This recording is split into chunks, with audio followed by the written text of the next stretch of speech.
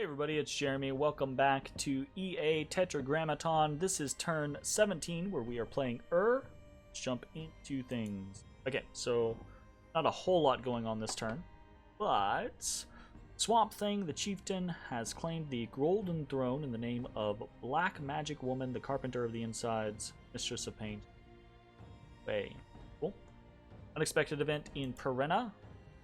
Okay, so this is the Barbarian Horde attacking. This is good because we would rather have this happen now than later, but it sucks because we just lost 1,400 people, which is pretty rough, honestly. Foreign priests have infiltrated the local church of Nazar II, the Mountain Lord, and corrupted several tenets of faith, so changed in White Peaks. There's a battle in Perenna. Let's go and watch this. Okay, so this is the 40 barbarians. Okay, so we've got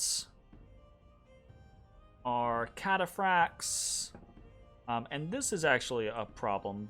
We would rather have these guys come in after these guys. So, fortunately though, our cataphracts have kind of like halted the forward momentum of this block of the barbarians, and then our mushushus have hit them from the bottom, which is nice. We're going to kill a lot that way. Looks like we are taking some losses amongst our regular warriors, though, which is unfortunate.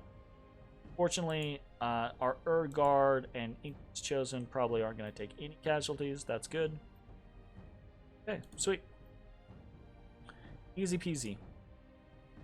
So let's see what we lost. We lost 2 Inkadus and 6 Inkadu warriors, so would prefer to have not lost those. We didn't lose any light infantries. That's what we would rather have lost, but it is what it is. Fine. We patrolling troops have killed some brigands. Nice. Okay, so that's basically it. So what are we doing this turn? Couple things.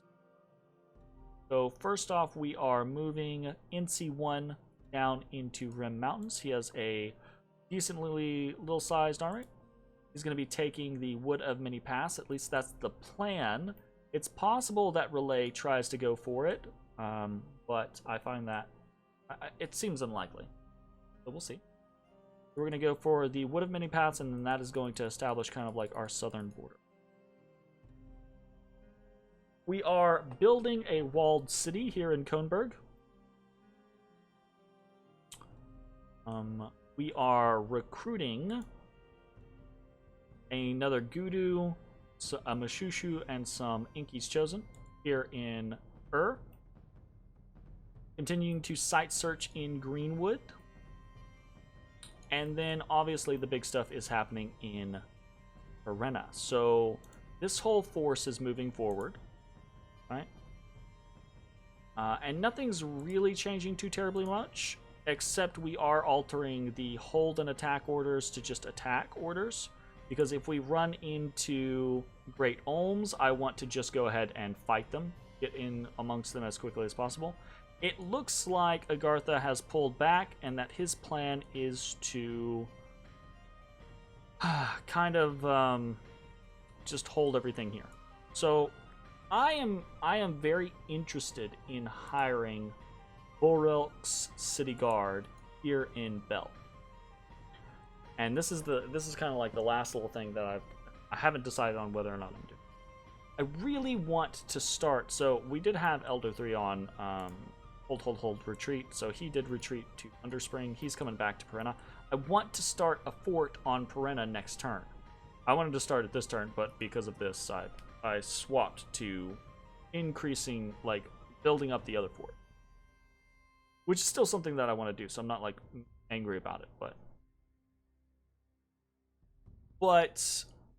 Agartha has been building up their forces, and I'm concerned that this isn't going to be enough, right?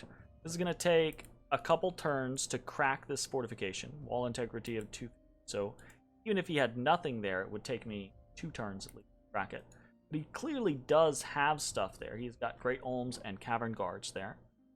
So this is going to be a pain in the ass. So I'm really considering dropping like a decent sum of money, like 250 or something like that for Baroque. And it's literally just to have bodies, both for the siege chaff, right?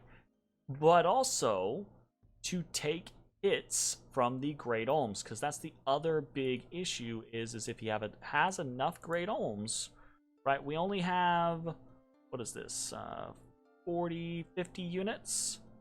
If he has enough Great Olms, that could become a problem. Obviously, like, our galas are going to be there for swarm casting, which we will have completed next turn, right? But if things don't go well with that whole plan, that could be really, really shitty for us very quickly. So I think, even though I really want to save the money, I want this Agartha scenario done. And I think the easiest way, probably the best way, is to have a large contingent of mercenaries. So we're going to hire Belk's company. I think I'm going to go for something like...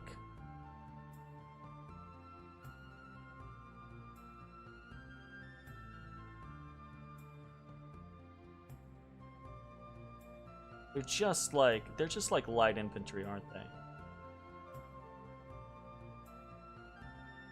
You go 260. So hopefully we'll be taking the womb next turn. We'll have Belks, and then on turn 18 we will be moving into Agartha. Turn 19 we'll be arriving at Agartha with a robust force that can siege the province down in 2 turns. That's kind of the goal. And go from there. And really, that's the turn. That's basically it. So next turn, we're going to have Alteration 4. And I really want to go ahead and hit Fever Fens. So next time we might do that with Nazar. Just pop out there, pop back. That type of situation. We might pop out there and do a site search and then pop back, but that's 123 research, right? So I'm kind of at the point to where I'm loath to use Nizar for anything other than research, because this is kind of that point in the game where we definitely don't want to risk him dying and then losing our bless. And we want to have him around to be doing like big magic pretty shortly. So this is kind of a weird situation, but I want to get Fever Fins done and gone sooner rather than later. I'm not sure.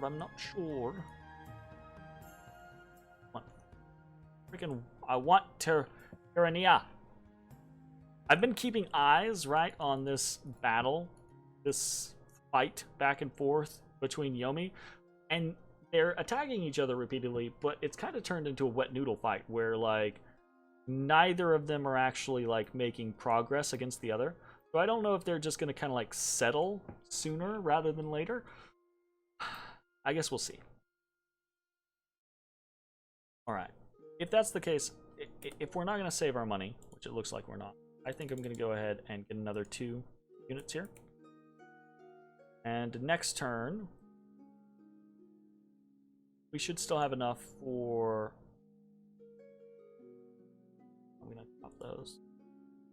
Alright, we're just going to hold that. Alright. Still having money woes. Again, I've gotten so used to playing scales. Oof. And also, I'm going to say this. So, this game is kind of a heavy bless. Not super crazy heavy, but kind of heavy bless, right? So money's kind of tight. And the next game that I'm playing also is not a scales game. It's kind of a well, it's a unique situation because it's not a it's a death scales nation. So it's kind of wonky, but everything's basically tanked, so I make like 0 money.